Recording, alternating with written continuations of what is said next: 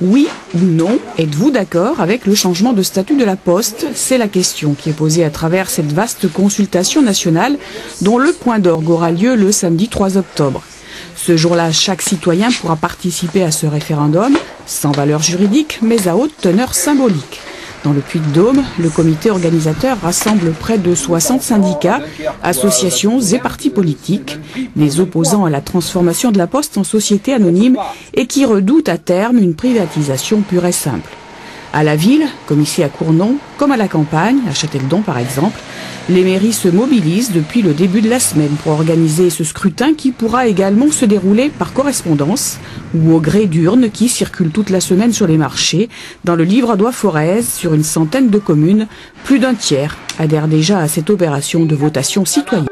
Une conférence de presse ce matin sur les marches de la préfecture du Puy-de-Dôme à l'appel du comité Touche pas à ma poste dans le cadre de la préparation de la votation citoyenne qui sera organisée samedi à l'initiative des syndicats et soutenue par plusieurs mouvements de gauche.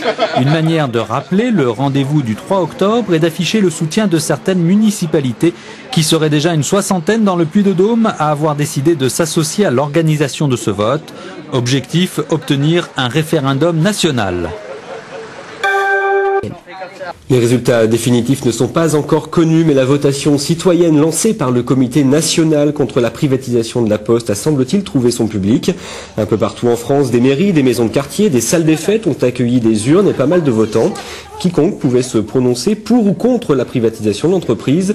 Dans le Puy-de-Dôme, par exemple, à 18 h, on avait comptabilisé pas moins de 21 000 votants. 20 000 se prononçaient contre la privatisation de l'établissement public. Je vous rappelle que cet avis n'a aucune valeur juridique.